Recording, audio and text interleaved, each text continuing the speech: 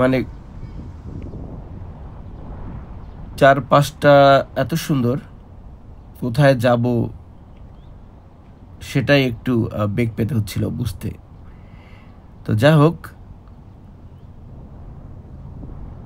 বসার এই যে স্থানটি, আমি এর মধ্যে দিয়ে চলে যাচ্ছি।